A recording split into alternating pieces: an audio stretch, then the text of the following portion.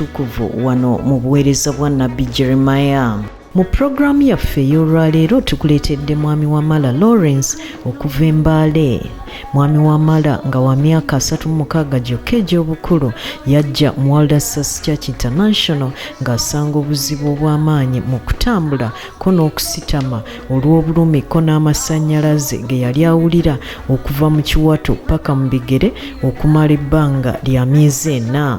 Ate nga oggyeko obulumi n'okusannyalala, mwami Wamala yalumbibwa n'ekirwadde eky'olususu ku bigere nga bijjako obutulututtu ne bumala ne bwabika olw'olususu ne lweyubula nga naye bw'olaba ku lutimbe. Era mwami Wamala yalina n'ekizibu eky'ebintu ebimufumitafumita nga kwatadde n'okulemererwa okufuuyisa ko n'okufuluma. Wadde nga yatengejja mu malwaliro agawerako ate nga gonna ga bbeeyi, mwami Wamala agamba nti ekimuluma kyalema okuzuulwa. Nabbi Jeremiah yamutegeeza nti obulwadde bwe tebwali bwa ddwaliro wabula lyali ddogo. Nga wayise ebbanga lya mwaka mulamba n'emyezi 2, ttiimu okuva mu World Access Church International yatindigga paka e Mbale ku kyalo ekiyitibwa Namakwekwe ku Ebenezer Primary School. Bano basanga mwami Wamala nga yatereera dda era nga yawona ko n'okusumululwa era nga ali ku mirimu gye akakkalabya. Funa omukisa ng'owuliriza obujulizi buno. Amanya bampita Wamala Lawrence nga mbeera Mbale nga nkolera wano ku Ebenezer Primary School e Namakwekwe. Ku ssomero wano ndiwo nga basakasha ng'era ndi omu ku bana abajjamu ekirowoozo ky'okutandika projekiti eno ey'Ebenezer. Nga tuli wano ku mirimu gyaffe egya bulijjo, twali mu ofiisi muno mwennyini ne mbagana newulira mu bigere byange mpulira nga siri comfortable bulungi, nga alabika malaria akola ki, malaria alabika agenda kukwata. Bwakyo olunaku lumu nava wano ne ngenda eka ekiro, embeera neetabukira ddala nnyo, nembeera nga sisobola na kutambula. Naye ng'obulimu bwonna mbufuna okutandikira mu kiwato okuka wansi nga sikyasobola kwewanirira ku magulu gange. Musayiro nabudde kukya olw'embeera eyaliwo, nempita owa boda waliwo ka clinic bakayita Elgoni Laboratory, erengerayo neneekebezaayoko. Baakeba nangamba tolina siraba diabetes temuli, kino sikiraba, malaria siraba. Bantu bategana luvannyuma nnyo nti ndi mulwadde nnyo, kuba engeri ebintu gye byahapeninga nga byalinga so fast, ng'oyinza okunsanga olwali nkya nonse ne baga tatambula, kyalinga very fast, ng'embeera egenda buli kimu kyajjangawo kigenda kyegattako kusanyalala, kunafuwa, kukola ki, kuyoboka lususu, byajjanga byegattako speed nga n'amazzi gennyini okubanga gankoonyeeko galuma. Olugoye nga olunkwata ku lususu lulimu ennyo, omubiri nga gulimu ennyonyogeze nnyingi nnyo. Natuuka ekiseera nga okufuka, bwe njagala katugeze okufuka ku ssaawa kaŋambe emu ey'okumakya, ne mpulira omusulo nga gunnuma. Nyinza okugenda okwewuba okugenda mu kiyigo okufuka emirundi nga 5 nga tegujja, nga nyinza kufa ku ssaawa nga 10 ez'akawungeezi, naye ng'awo wonna wakati oguwulira n'ogenda okufuka ne gutajja n'odda. Naye ate eky'obusawo wagenda nga ogufuka nga tojja fuka nti nno ojja fuka omusulo mungi omulundi gumu, ofukayo butini, so nga n'okufuka nga kizibu ddala. N'omusulo gwennyini gwe nafukanga mu bbanga eryo nga abantu bagamba yero, naye owange ndoza teyalina yero yange yali bweti. Ate nga ngenda ofuluma omusulo type eyo bwetyo, nga kiyinza okuba nga nkitute essaawa 5 ku 6 ku 7 nga ndi mu struggle y'okulaba nga nsobola okufuuyisa. Ne bw'olaba nga nfuuyisiza otya n'okutya, ono kikyafuyisa kino nga kitiisa n'okutiisa. Nasibanga omukka nengezaako okusindika omusulo ngusindikise maanyi ne gugaana. Ky'ekyokugenda mu toilet ekyo kyali ate kyafuuka ddala kizibu, nga simanyira kumanya lwaki sigenda.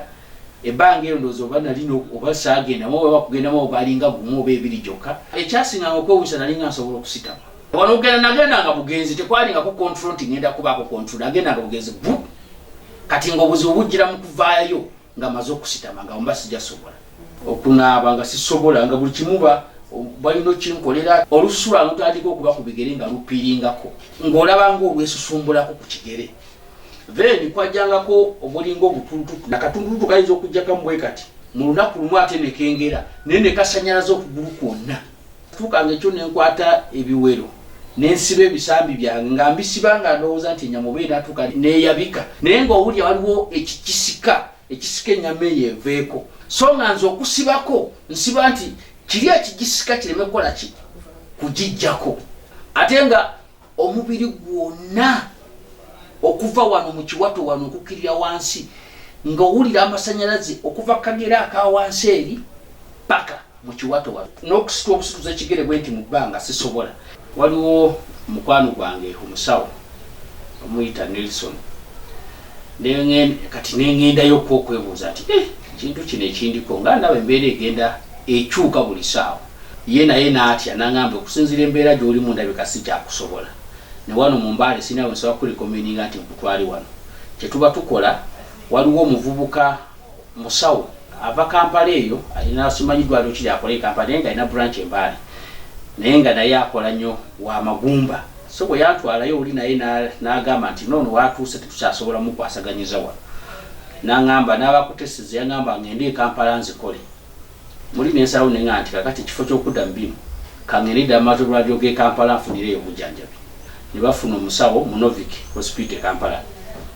We twatuuka eyo ne tumuwa documentation gye twali tufunye Mbale n'alabika nga bye twamuwa yali tabigendeddeeko ng'alanga bye tukoze bye baakola eno ebitaali ku mulamwa so ye n'atandika naga atya ono ngenda mukolako so n'atuwa nanga musaawe emu ajja kuba atedde actually musaawe emu bankuba eddagala so nalinyonyola bungi bwali ko bankuba eddagala lingi nnyo bampisanga mu misuwa bankubanga ku kabina musaawe emu bankuba eddagala lingi nti bagenda okummaliriza musaawe emu eyagenda sitambula nali ntambula n'atugala nali ngenda kubeera ku treatment eyo ewaabwe nali ngenda mmalawo ennaku yali angambye 3 then endala mpeere nga ampandikira eddagala balimpeereze nga nfune abasawo Mbale balinkubirenge Mbale. Waliwo omu yatulagirira saidi zeno akaseera eddwaliro osobola lijjukira linnya lyalyo lwatwala ewuwe ndaba ate nga alinga eyamalamu amaanyi bye baali bankoze ku Novik ye n'atandika ate treatment yanjawulo ye nga ngamba nokuŋa nti seetagala kukuwa mpiso biki neetaaga jasi massage na massage n'angamba atandikirewo n'essaawa eyo ne batwala mu luumu bakyala ne batandika okukola okunyiga gundi eno backbone eno nga baginyiga ngamba ndowooza neetaaga massage so n'ampa gundi schedule yali ya nnaku 13 kwe nali notambulira nga mu buli wiiki n'okubaayo emirundi 2 tuyadenga naye okusinziira ku pain gye mpulira ne bwe nali mpulira okungamba nti neetaaga just massage n'ampa mpozi n'amakerera nendabaga ate ne banfunira ekifo ekirala saidi za Odi Kampala waggulu eri omusawo naye musawo w'amagumba oyo naye n'akutandika treatment ate yanjawulo ku ziri 2 ze nali nfunye.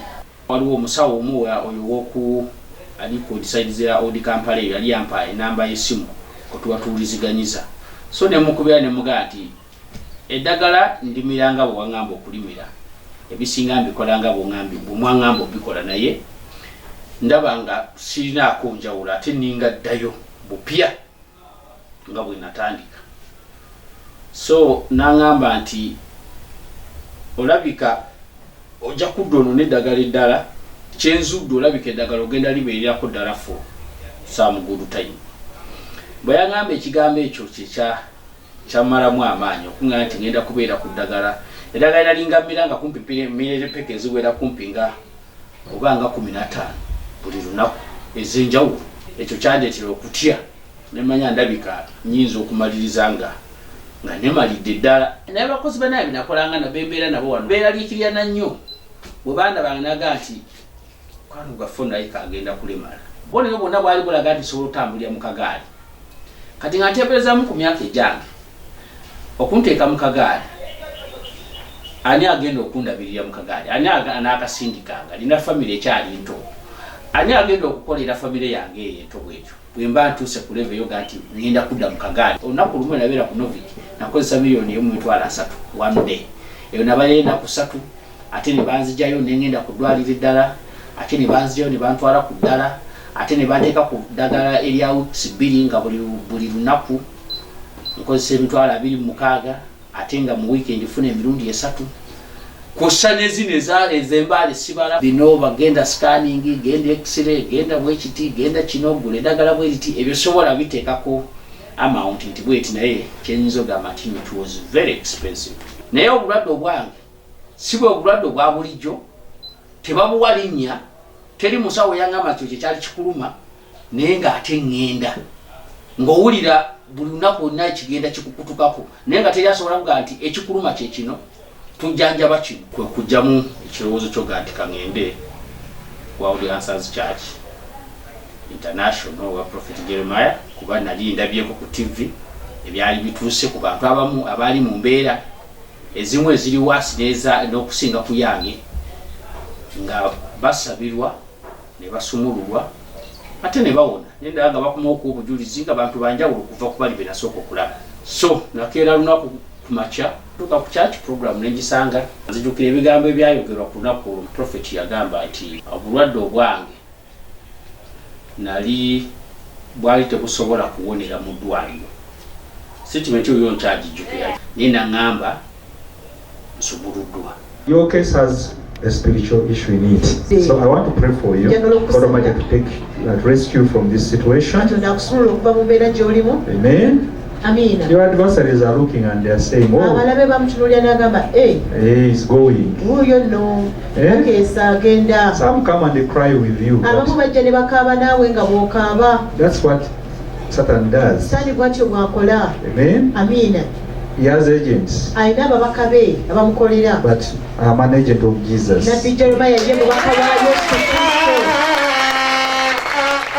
Amen. Amina. Jesus is setting you free from this condition. But he's giving you angels to protect you. Amen. Amina. Against your adversaries. Amen.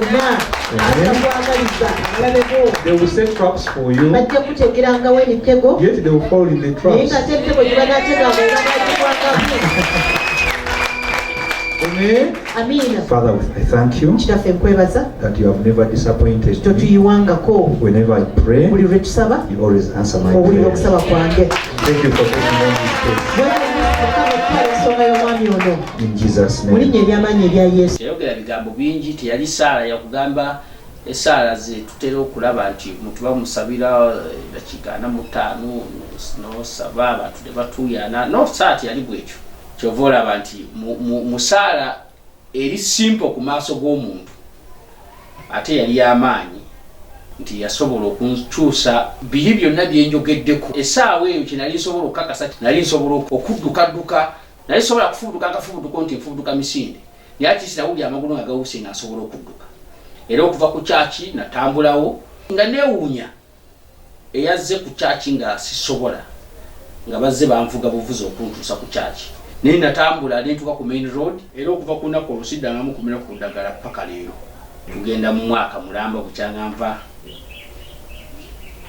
wa Prophet Jeremiah siddangamu kubaako yadde panado gyemira nga njimira olw'embeera eyandiko.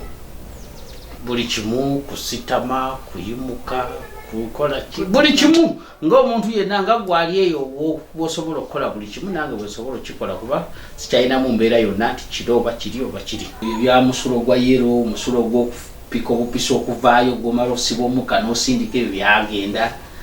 Toilet njigendamu ng'omuntu omulala yenna. Ebyokusanyalala ebyo byagenda. Ebyowulira ennyama ng'eva ku mubiri byagenda. Actually buli kimu. Olususu lwange telulina taabu, okweyubula kwalekeraawo, obututu tebukyajja. So olususu lwange lulinga olususu lw'omuntu omulala yenna. Kyenyinza ogaako kiriko mpozi maybe enkovu eziraga nti no kino kyali kibaddewoko naye ogaa nti no luyubuka nti lukola bwe luti terukyayubuka paka olwaleero. Neebaza Katonda nti yasobola okutuwa omuntu mu generation eyaffe mu Uganda yaffe okuba nti asobola okwewaayo n'ayimirira okusabira abantu abalala bali mu bizibu eby'enjawulo abalina okusoomozebwa okw'enjawulo. Singa ogamba omuntu nti omusujja gwabadde gunnuma nensaba Katonda n'empona, buli omu akikkiriza ya n'enduulu zikuba.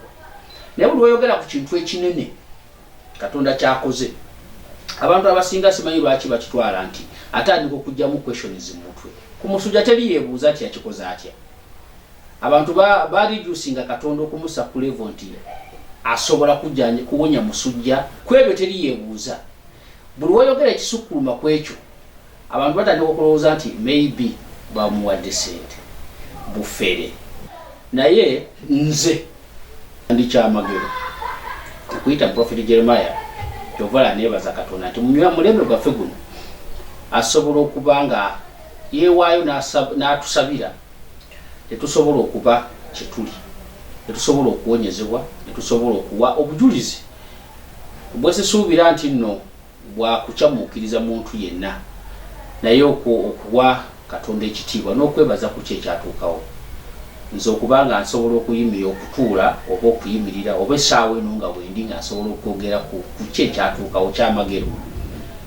Yenna ataayita mu bulumi bwe nayitamu, ataayita mbeera gye nayitamu tasobola kitegeera. Nze nsobola okitegeera. Bwe nagenda mu World Dancers Church saasasula ssente kuba teri ssente ze nsobola kuwa Yesu n'amponya. Nze kyange kyali kyakukkiriza bukkiriza nti asobola okunkolera okuyita mu omuweereza we Prophet Jeremiah.